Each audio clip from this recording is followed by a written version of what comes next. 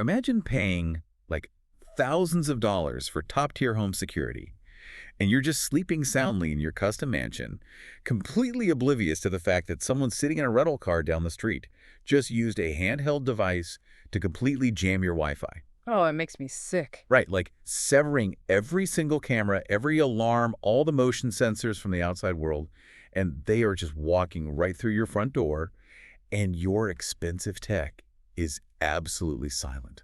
I have been like actively spiraling about this all morning. Because the illusion of safety is just, it's totally shattered. Completely shattered. But before we get into the literal terror of that, welcome back, you beautiful, gorgeous babes. We love you, and babes, we are so glad to have you here with us today. We are so incredibly happy you're here, and it is the absolute highest level of violation, bestie, which we are going to unpack. We'll get into exactly how these terrifying burglary rings are operating in a minute. Yes, we have to.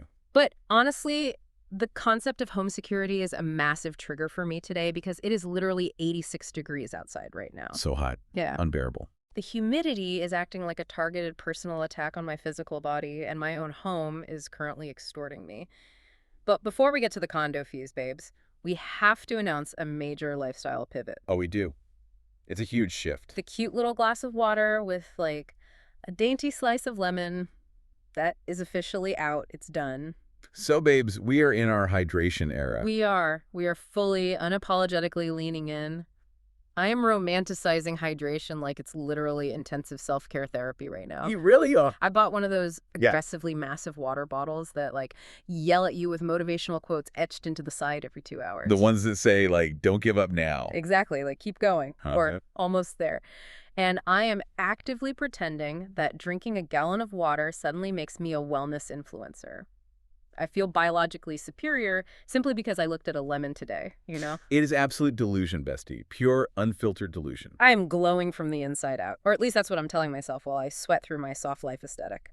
I mean, I am sitting here still desperately wanting a quadruple shot iced Americano with the caffeine content of a small nuclear power plant, but I'm pretending this lukewarm tap water in a heavy cup is enough to sustain my life force. It's all about the mindset. It's just hot weather creates this wild psychological fantasy that we have our lives completely together. Like, oh, the sun is shining, my pores are open, I must be detoxing, I am a pillar of metabolic health. Yes, you put on a matching linen set, you carry a heavy water bottle, and suddenly you're a person who naturally wakes up at 5 a.m. to do a sound bath. Literally. Honestly, if we drink enough lemon water, maybe our problems will just magically disappear. Like maybe the water will dissolve my anxiety and automatically reply to my unread emails. If only cellular hydration worked on digital trauma. Speaking of which, Snark Squad, the family group chat has been going off all day. Oh my gosh, don't remind me. The notifications are a physical assault on my nervous system. And babes, we literally just got back from camping with our families 2 days ago. Literally 2 days. We just saw them. We stare at the exact same pine trees in silence for 48 hours. I know. Our mothers are actively choosing to continue the chaos digitally. It's like they experienced a withdrawal from our physical presence and had to immediately supplement it with a barrage of texts. It's endless. They keep bringing up random camping memories repeatedly. Like, remember when the raccoon looked at the cooler? Yes, Mom. It was Tuesday. We're all there. I remember. I was there. We made eye contact with the raccoon together. But I'm sitting here, staring at my screen, feeling completely emotionally trapped by these notifications, still typing back, "Ongi, so true. Miss you guys." With 3 heart emojis. Because my toxic trait is that I can't bear to be the one who kills the chat. You really can't. I am held hostage by my own empathy. Well, I do not share your affliction, bestie. I am literally one notification away from muting everyone permanently. You wouldn't. Watch me.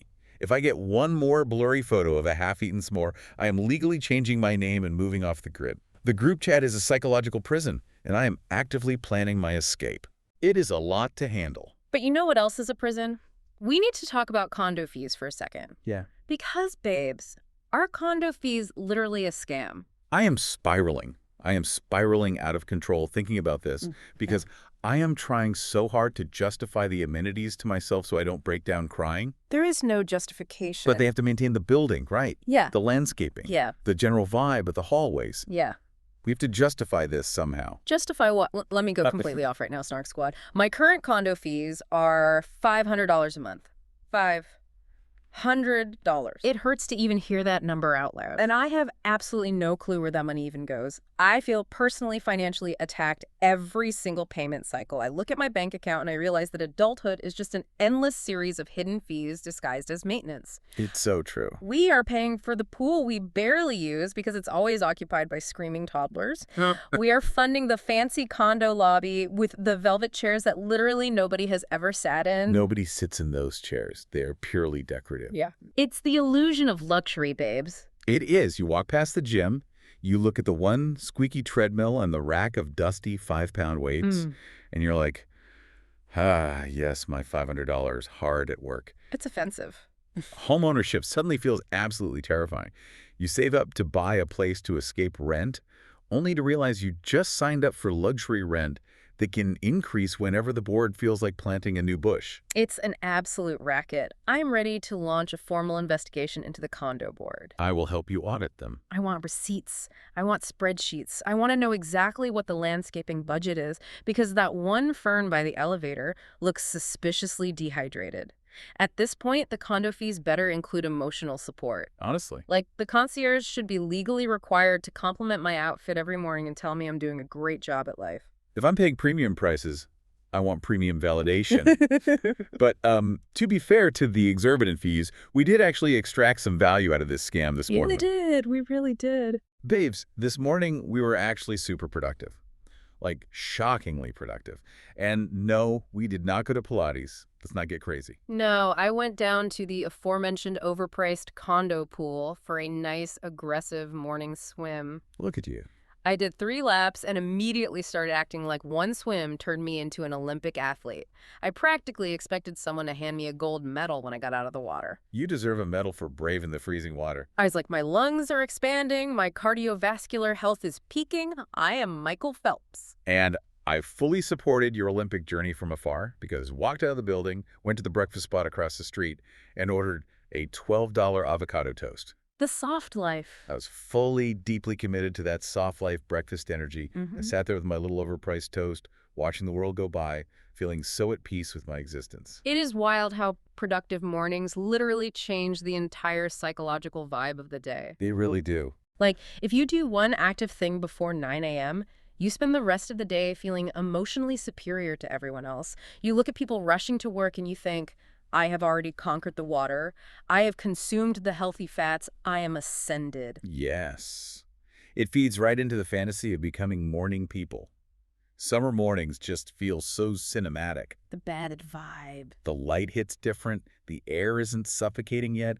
You feel like the main character in a Nancy Meyers movie before the midday humidity ruins your hair and your attitude. Speaking of things that save our attitudes and our sanity, I have to give a massive shout out today. Snark Squad, as you know, we are both dentists working at separate offices. Yes, we are. And today I need to publicly thank my colleague Michelle for holding things down at my dental office. She was an absolute hero today in the trenches of the schedule. We love Michelle. Honestly, babes, work friendships genuinely save the day. They do. I get so emotionally grateful for my workplace besties. When you are staring into people's mouths all day, dealing with the clinical stress, the scheduling, the absolute chaos of patients, having coworkers who can just look at you across the room and make you laugh without saying a single word. It's vital. It is literally life-sustaining. They are your emotional anchor in the storm. It's not just nice to have, it's a medical necessity. I am fully convinced that bad coworkers literally shorten your lifespan. 100%. The cortisol levels alone. Surviving a stressful day in any high-stakes job requires high-level gossip, aggressive banter, and coworkers who essentially act as your emotional support humans. Totally. If I cannot make a highly specific, sarcastic comment to you by the sterilization machine, I am going to quit the profession. Michelle, you are the real MVP. Cheers to the Michelles of the world. And honestly, speaking of the absolute necessity of security, whether it's emotional security at work or physical security in your home, we have to circle back to the terrifying reality I opened the show with. We do. It's time to spill. Because, babes, the group chats are not just popping off about camping. They are popping off about actual, literal robbery going on in celebrity land right now. And it is deeply disturbing. It has been a wild 24 hours. Snark Squad, grab your lemon water because we are getting into it. Let's break down this massive international burglary ring. I am so ready. 3 suspects from a South American theft group were just arrested in Argentina and Chile. And babes, these are the people who allegedly burglarized Patrick Mahomes and Travis Kelce's homes back in 2024. And this is what I was spiraling about because my jaw dropped when I read this. This is straight out of a terrifying heist movie. It's so sophisticated. These thieves weren't just breaking a window and grabbing a TV. The mechanics of this are terrifying. They use Wi-Fi jammers. Literally military-grade interference. Right. They broadcast a radio frequency that overpowers the 2.4 and 5 gigahertz bands that modern home security systems rely on. So the cameras, your wireless door sensors, your smart alarms, they all get flooded with white noise. Just total static. Exactly. And they can't send a signal to the main hub to trigger the police. They completely disabled high-end security systems without cutting a single wire. And they operated a highly organized, heavily researched burglary ring that stole over $2 million in valuables across multiple high-profile athletes. $2 million. They didn't just hit Mahomes and Kelce. They hit Joe Burrow. They hit Luka Doncic. And they didn't even limit themselves to the U.S. Wait, really? Yes. 2 of these guys got caught because they broke into the home of former tennis star Juan Martín del Potro down in Argentina last week. Oh, wow. That's what tipped off the authorities and helped them track down the 3rd guy in Chile. See, it's the premeditation that makes my skin crawl. It's one thing to have a random crime of opportunity, but the fact that these rings are specifically targeting these athletes by tracking their public schedules. That's the scariest part. They are weaponizing celebrity visibility against them. They know exactly when Travis Kelce is at Arrowhead Stadium. They know when Joe Burrow is on a flight to an away game. They watch their social media to see when their families leave the house.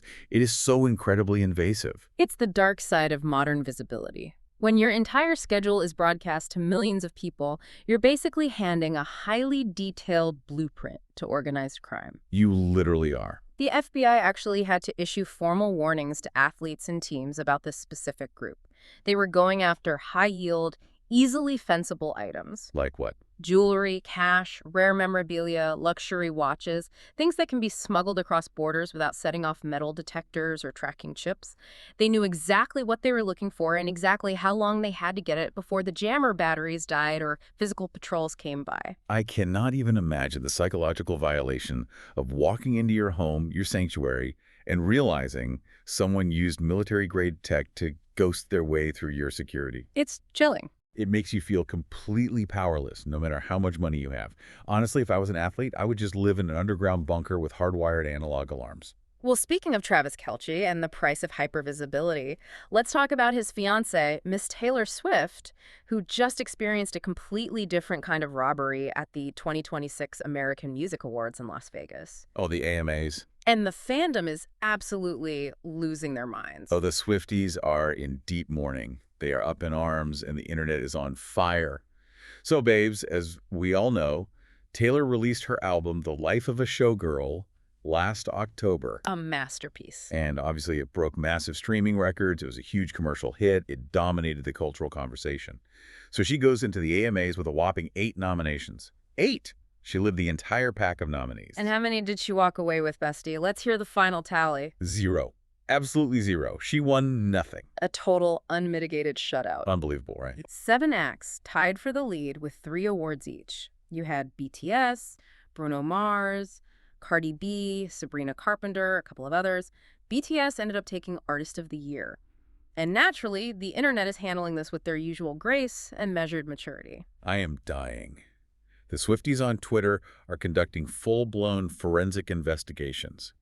They are pulling out the red string and the corkboards. The conspiracy theories are flying at Mach speed. They are screaming that the entire award show is rigged. The main theory going around is that the AMAs only give awards to artists who physically attend the ceremony.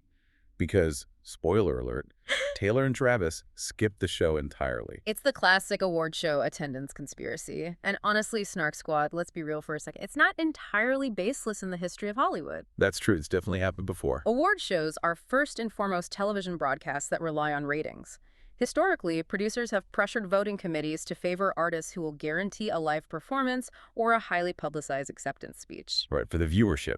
Because that's what keeps the advertisers happy. But the BTS army was extremely quick to fire back. They're like, we didn't magically steal trophies in a boardroom. We just outvoted you. It's a fan-voted award, and we mobilized faster. It's an absolute battle of the fandoms right now. Total warfare. Exactly.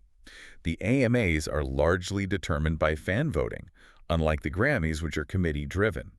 So the idea that producers just crossed her name out is a stretch. And this is my main pushback to the outrage. Okay, let's hear it. Does she even need another AMA? Babe, she already has 40 of them. 40? It's an absurd number. She holds the absolute all-time record for the most AMA wins in history. She has 7 Artist of the Year awards just by herself. I think her shelf is structurally sound. The shelf is bowing under the weight. I think her ego will survive this devastating blow of only having 40 AMAs while she plans the rest of her billionaire empire. I completely agree. She is literally bigger than the institution of the award show at this point.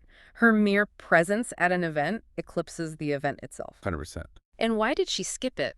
The word is she and Travis skipped the AMAs to prioritize their relationship and just exist normally for a second.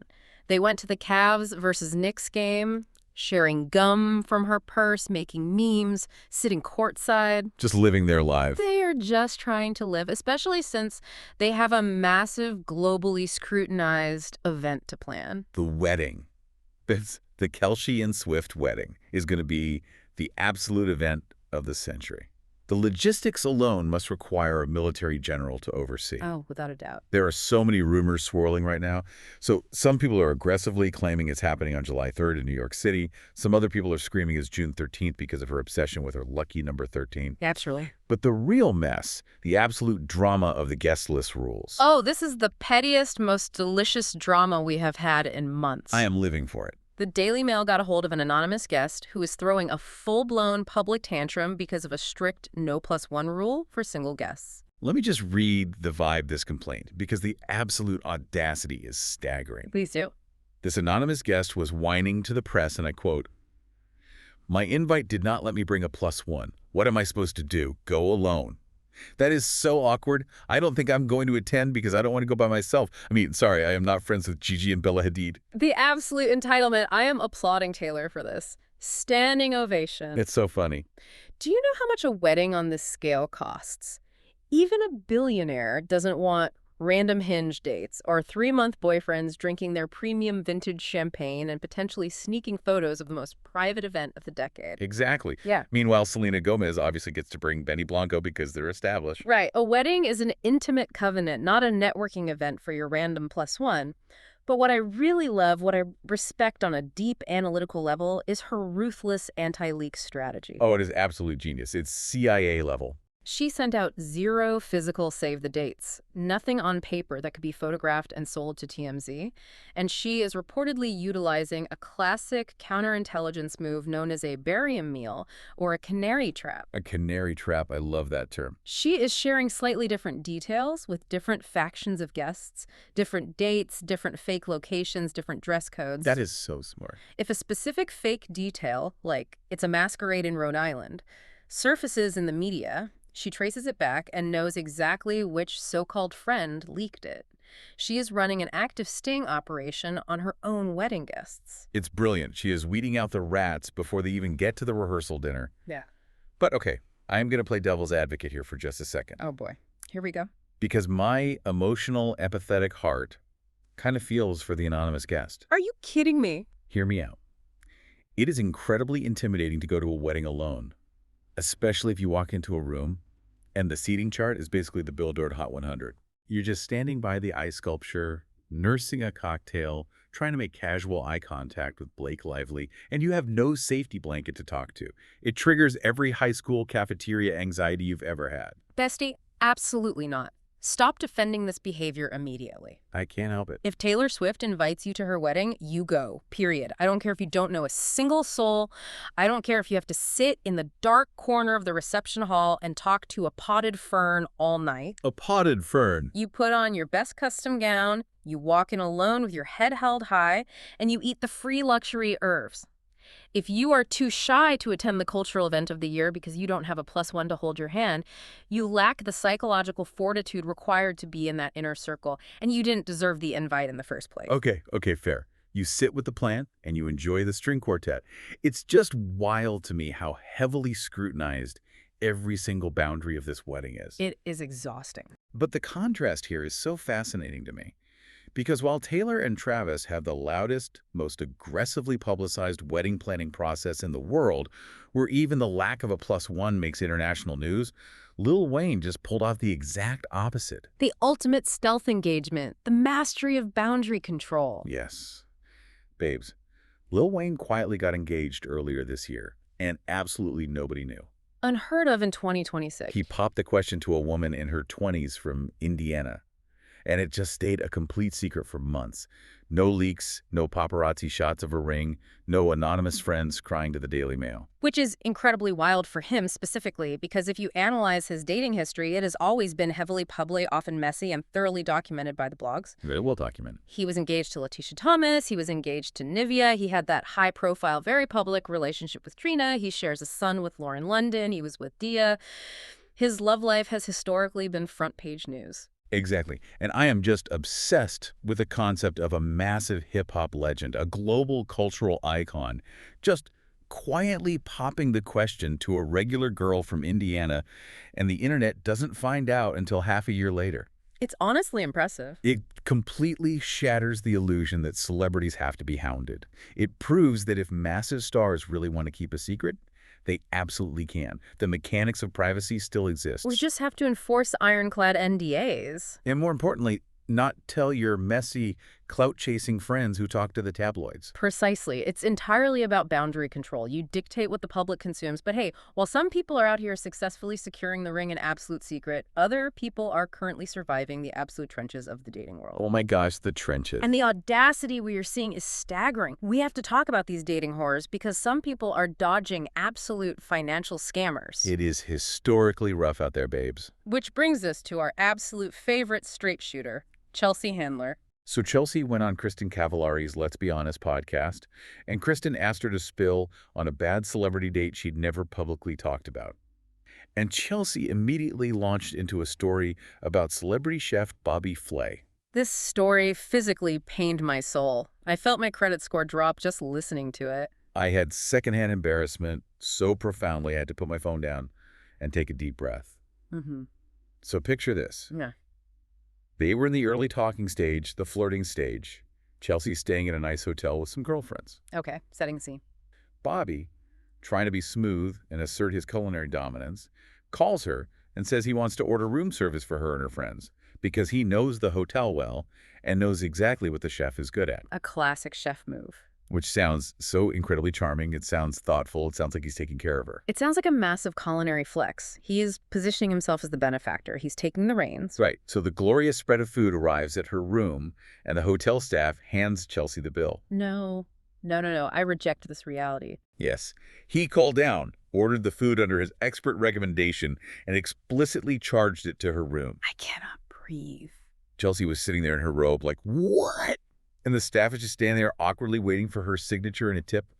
I am screaming at the sheer, unadulterated embarrassment of that moment. It is a heinous crime against romance, but let's break down the mechanics of this because it's deeply psychological. Okay, analyze them. He wanted the ego boost of being the expert who curates her dining experience, but he completely refused to take on the financial responsibility of the gesture. It's the illusion of generosity. That is so spot on. But let me ask you the ultimate question, bestie.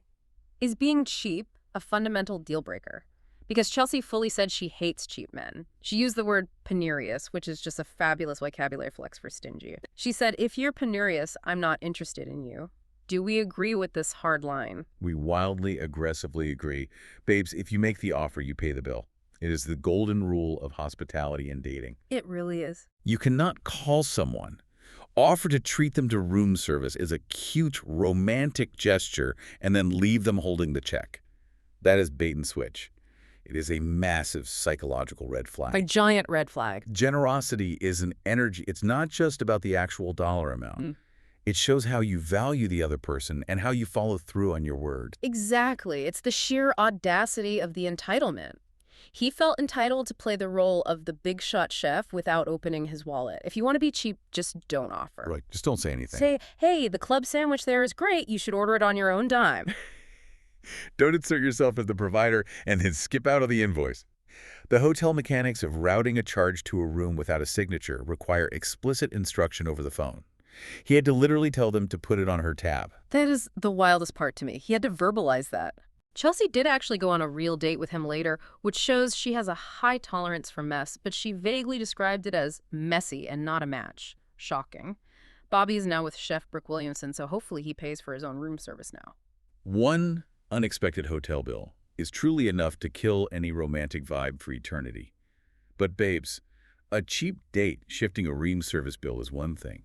What Katie Price is dealing with right now is on a completely different, terrifying planet of red flags and financial devastation. Let's unpack the absolute unfettered chaos of Katie Price's missing husband, because the delusion required to navigate this is staggering. Okay, so Katie Price does this funny little Instagram story with her friend Olivia Atwood.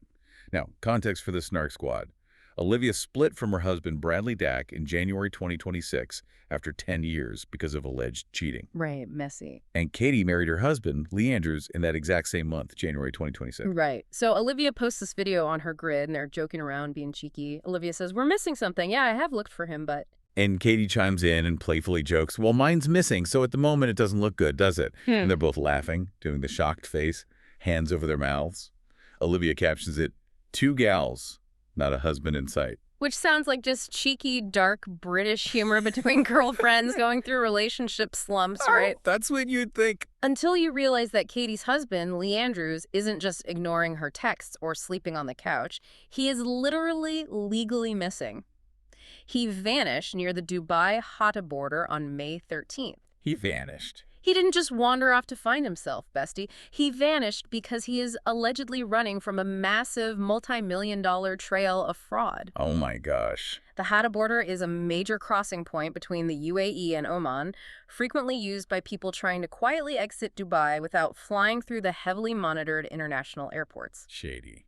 So shady. There are allegations everywhere that he has scammed multiple vulnerable people. This woman, Crystal Janke, came forward publicly, showing receipts, saying she invested $164,000 with him. That is so much money. Fully expecting over $1 million back based on his fraudulent projections, and got absolutely nothing. He drained the accounts and ran. It is so incredibly dark.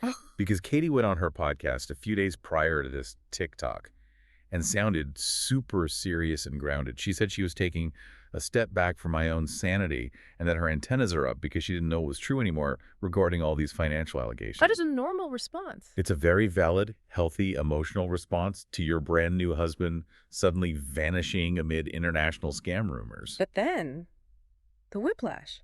She makes a funny, choreographed TikTok with Olivia joking about him being missing, and then literally 2 days later, on May 23rd, it is reported that Lee was intercepted, arrested, and put in a Dubai prison. A literal prison. I cannot dissect the sheer delusion of this timeline. You are making goofy, tee-hee, my husband is gone content for the grid, while the man you legally bound yourself to is sitting in a foreign prison cell facing massive fraud charges. I am exhausted just thinking about the emotional whiplash. The red flags aren't just red, they are on fire and waving in a hurricane.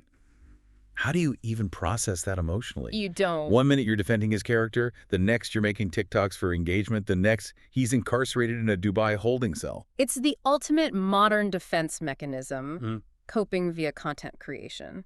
It is the most 2026 response to a crisis I have ever seen. My life is fundamentally falling apart. My finances might be tied to a criminal. Quick, hit record and do a funny audio transition so the public thinks I'm unbothered. It's so true. And honestly, on a human level, I relate to that desperate need to just push the bad feelings away and laugh to survive the moment. It's masking the trauma. Oh, absolutely. Which actually leads directly into our next story, because sometimes you push a toxic, fraudulent man away, which is great and necessary, but sometimes you aggressively push away an ex you actually really miss, and the realization hits you like a freight train. Ah, yes. The phenomenon the internet is calling crimaxing. Let's talk about Alex Earl and the physical manifestation of regret. Babes, Alex Earl posted the most vulnerable, raw TikTok. It wasn't curated. Her eyes were completely puffy. Her makeup was ruined. She was going through it. He had just run into her ex, NFL star Braxton Berrios, on a night out in Los Angeles. Right. For context, they broke up very amicably back in December 2025. She moved to LA to fully capitalize on her massive career momentum, and he was stationed in Houston playing professional football. A classic long-distance casualty. Exactly. Neither of them were the villain, and they had run into each other before. They saw each other at that Palm Tree Music Festival in Aspen back in February, and they hugged, cheek kissed, totally fine, totally cool exes. But this time was entirely different. She was doing a get ready with me, or rather a unget ready with me style video in her bathroom after the club. The post-club debrief? Yes. She said the run-in was fun at first. They were joking around in the VIP section. The vibes were good. But then came the aha moment. The absolute soul-crushing gut punch that you can only feel in the middle of a crowded room. The photo incident. The photo incident. Someone came up and wanted to take a solo photo of Alex. So she playfully, jokingly, pushes Braxton out of the frame so she can pose for the camera. Just a little nudge. And right after the flash goes off, she looks around the empty space next to her and thinks, where is he? And it suddenly hits her violently that he isn't hers anymore. That he isn't going to step back into the frame and put his arm around her. Ouch. That hurts. She realized it actually really sucked not having him in the picture. She said, it was funny and fun, and then it wasn't. It's the crushing weight of finality hitting you when your guard is completely down. Babes. She called a car, went home alone, and just sobbed on the floor with her dog. And she looked at the camera and told her millions of followers, sometimes water just falls out of your eyes, and that's okay. Very poetic. And I validate this entirely. It is so heartbreaking. I am fully romanticizing this tragic realization. Because you can love someone deeply, and they can be your best friend, but you just can't be what they need right now because of logistics or timing. She literally said after the initial breakup, I just feel like I can't be what Braxton needs.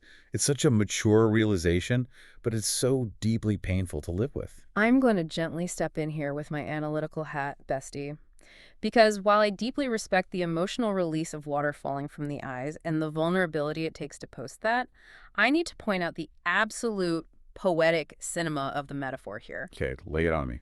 It is literally a masterclass in psychology. Pushing him out of the physical frame for a solo photo is the exact, literal representation of her moving on in life. Oh, wow. Wait. Say more about that. Think about it. She moved to LA to focus entirely on herself. She prioritized her brand, her career, and her own spotlight. She actively chose to be the solo subject of her life's picture. She did. It hurts in the moment to realize he's gone, yes. But you pushed him out of the frame because you needed the solo shot, bestie. You demanded the focus. It hurts to see the empty space, but you have to stand alone in the picture now. That is so deep. That was the explicit choice she made when she moved across the country. The photo was just the physical manifestation of her life choices catching up to her emotions. Oh my gosh, you are so right. It's the visual proof of her independence, and independence is lonely. It's painful growth, but it's necessary growth. You have to take up the space you asked for. Precisely. You wanted the solo frame, you got the solo frame. But speaking of people being forcefully pushed out of the frame, Hollywood is currently doing exactly that to Lea Michele, and the mechanics of why are absolutely fascinating. The Hollywood blacklist era is truly upon us. Babes, Lea Michele just finished starring in Chess on Broadway, which is a huge vocal undertaking. But industry sources are leaking that she is heavily struggling to get any TV roles right now. Pilot season is ignoring her. Crickets. And it all traces back to her past behavior coming due. It's the ghost of Rachel Berry coming back to completely derail her television career. The industry is reportedly showing zero tolerance for old-school divas. And Lea's reputation from her Glee days is historically notoriously toxic. We all remember the massive 2020 backlash. Samantha Marie Ware came out publicly and accused Lea of traumatic microaggressions, literally saying Lea made her life a living hell on set. Very serious allegations. And it wasn't just one person. Heather Morris chimed in and agreed that Lea was very unpleasant to work with. Others corroborated it. Lea did apologize. She put out that lengthy Notes app statement in 2020 talking about her privileged position and her immaturity and apologizing for being unnecessarily difficult and causing pain. But an Instagram apology doesn't erase years of on-set trauma, and more importantly, it doesn't change the new economics of television production. What I find absolutely fascinating here is the massive industry shift. Right. The source told Radar Online that Hollywood just doesn't have room for divs anymore, not because they suddenly grew a moral compass, but because of streaming schedules and budget margins. I mean, how does the budget tie into her behavior? It's all about the math, bestie. Back in the network television era of the 2000s, shows had massive syndication budgets. If a star threw a tantrum and delayed a shoot by 3 hours, the network absorbed the cost because the star brought in guaranteed Nielsen ratings. Right, they had the money to burn. But today, streaming turnaround times are incredibly tight. A typical episode has to be shot in 8 days. Production budgets are stretched to the absolute limit.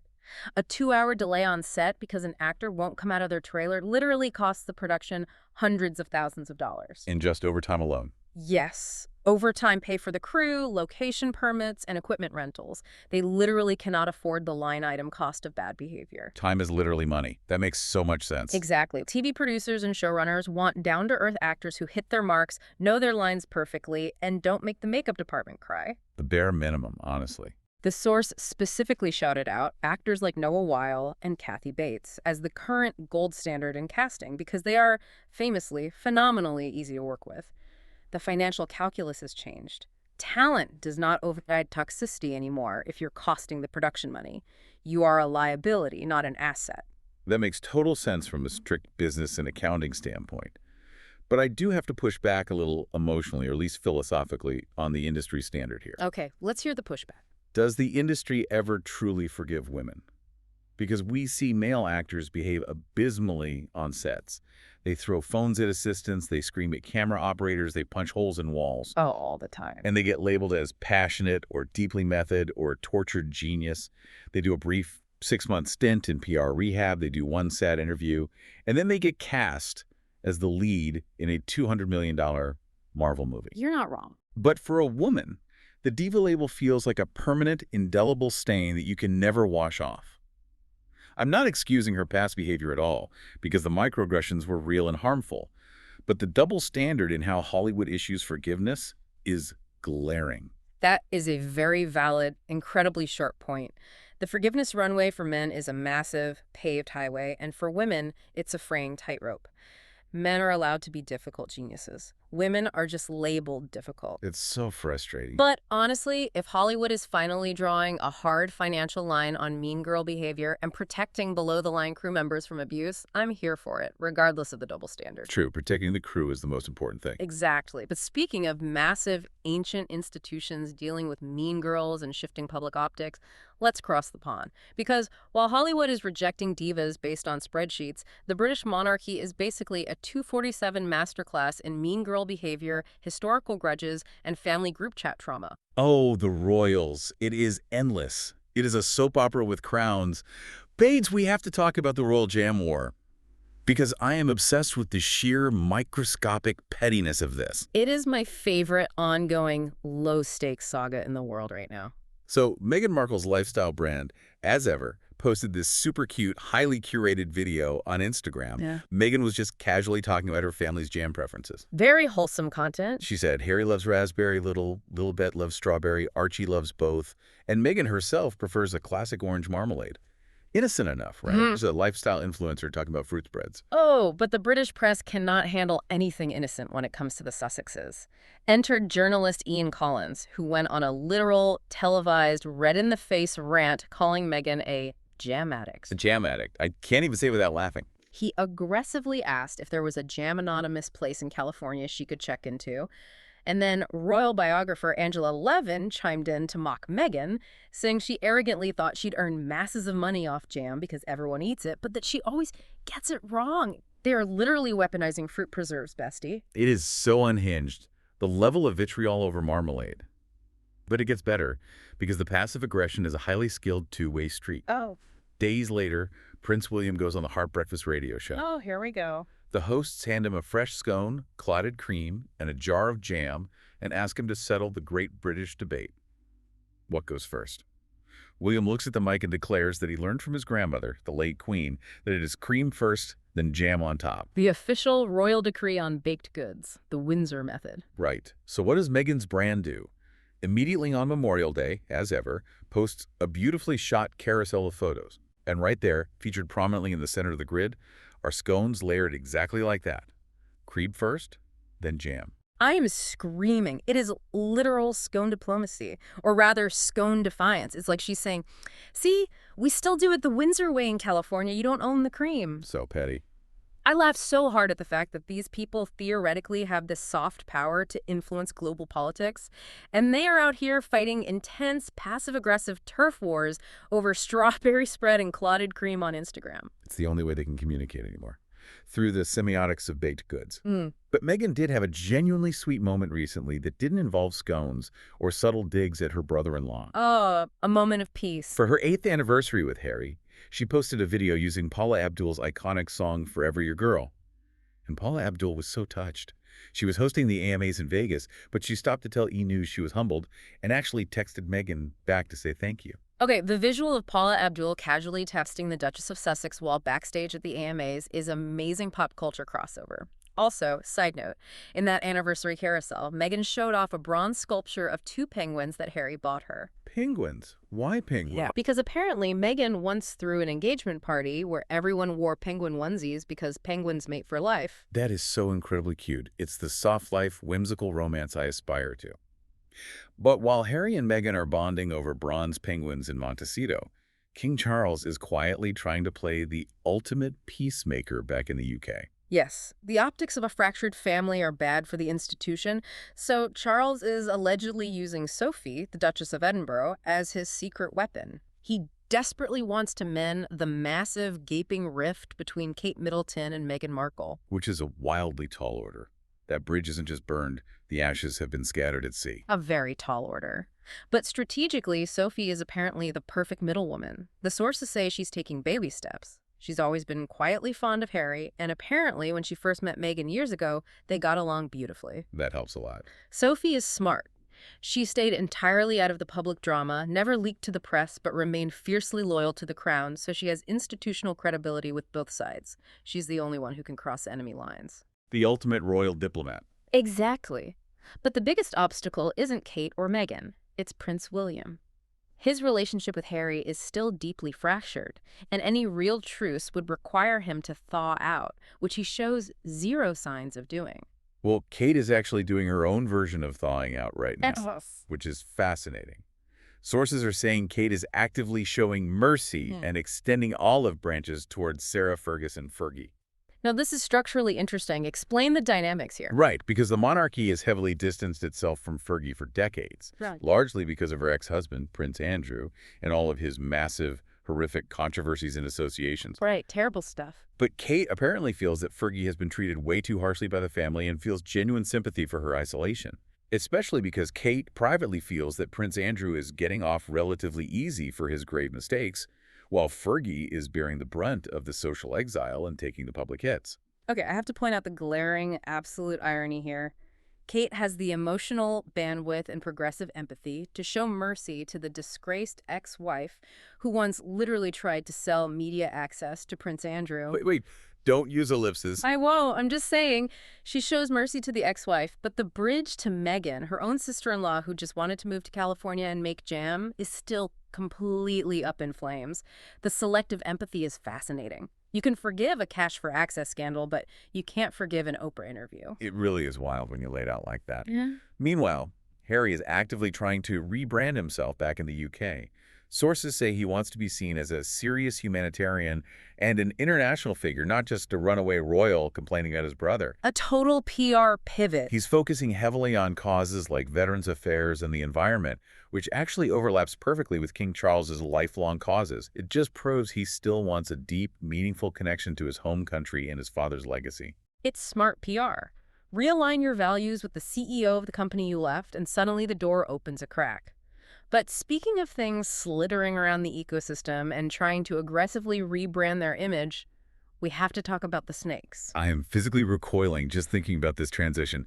Babes, Robert F. Kennedy Jr. posted a video that I cannot unsee. And Snark Squad, let me be explicitly clear. Right. We are not getting political here. Yeah. We are taking absolutely no sides on any political spectrum. None at all. We are solely talking about the sheer unadulterated biological chaos of the visual content he chose to upload to the internet. Let me set the cinematic scene for the Snark Squad who missed this masterpiece of terror.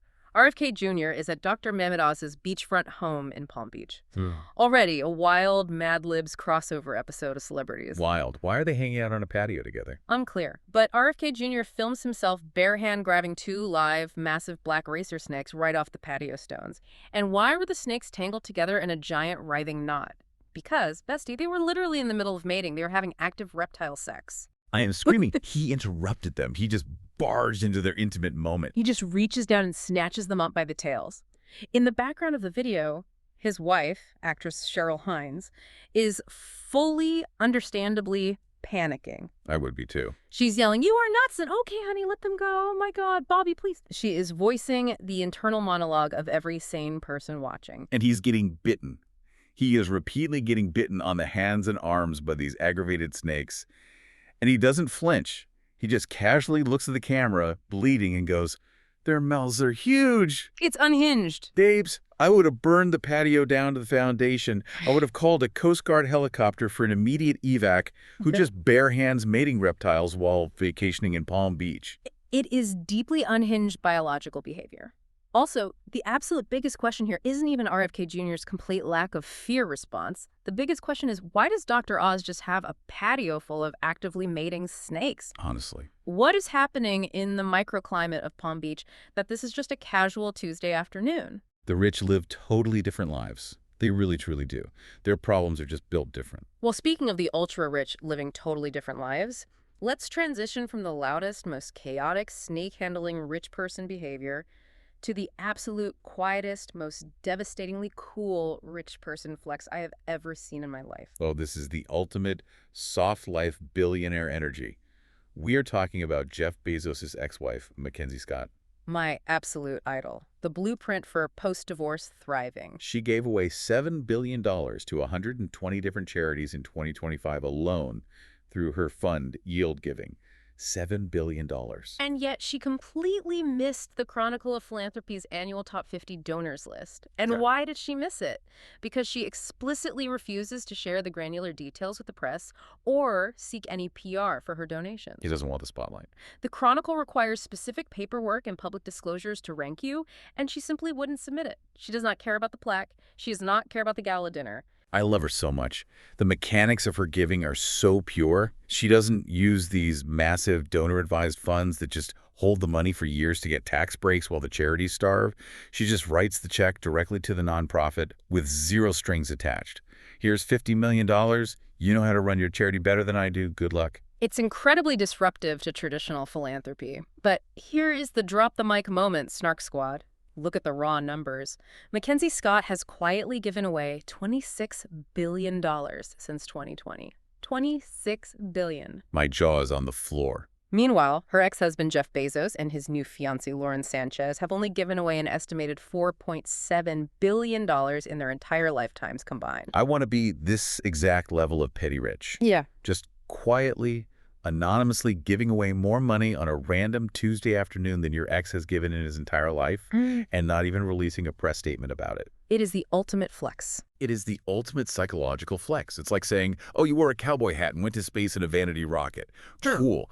I just fully funded 100 under-resourced school districts, and I didn't even post it on Instagram. Yeah. It is so incredibly powerful. It is the anti-Kardashian approach to wealth, and it is stunning. It's the ultimate statement of boundary control. She dictates exactly how she interacts with the world, and she leaves the ego out of it entirely. All right, we are nearing the end of our gossip roster, so let's wrap up with some rapid-fire updates from the music and celeb world. We need a palate cleanser after the snakes and the scammers. Yes. Okay, first up, Queen Latifah. Babes, the Queen is officially returning to her roots. She is teasing new music for the first time since her 2009 album, Persona. It has been a minute, but she is having a massive, undeniable year. She's getting inducted into the Rock and Roll Hall of Fame in November for the Early Influence Award, right alongside legends like MC Lyte and Fela Kuti. So deserved. Which is so deserved, because she literally bridged the gap between hip-hop and mainstream television. Plus, she's stepping in as a coach on The Voice Season 30 in September. I am so ready for this renaissance. Yeah. She told People magazine, get ready for the many genres, a genuine, multi-talented legend coming back to save our playlists. She is preserving her legacy while expanding it. We love to see it. We do.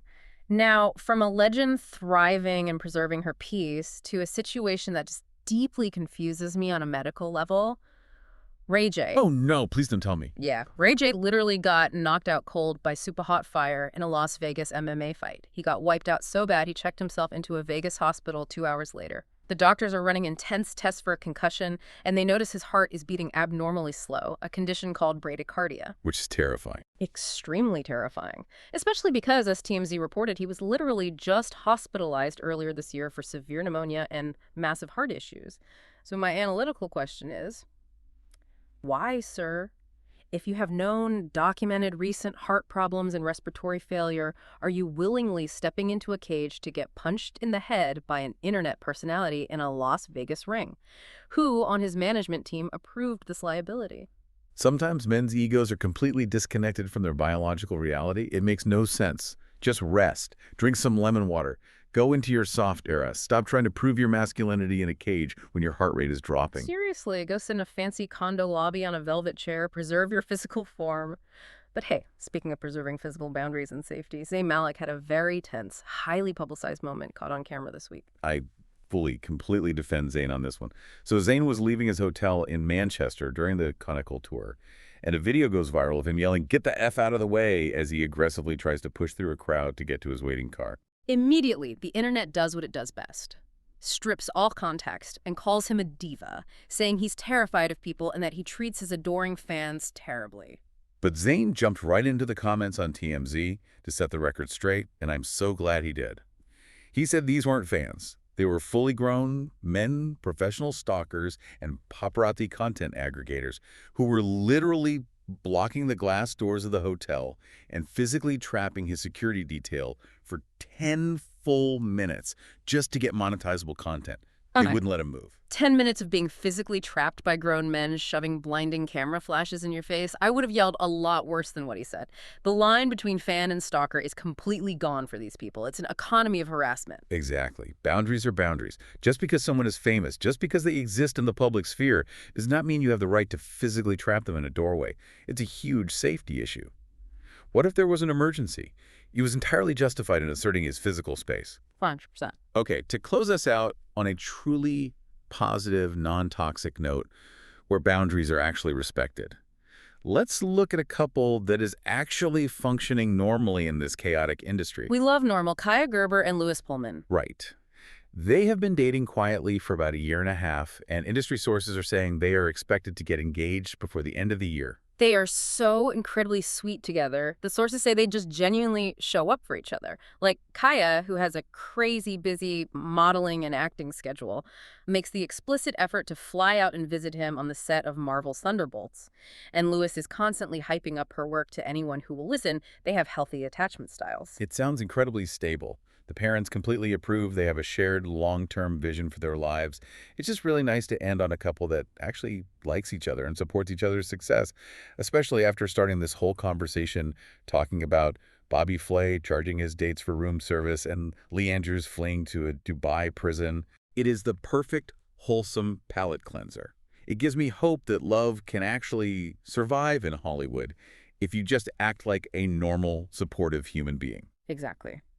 But before we let you go, Snark Squad, I want to leave you with one final, deeply provocative thought to mull over while you sip your emotional support tap water. I'm ready. Think about this logically.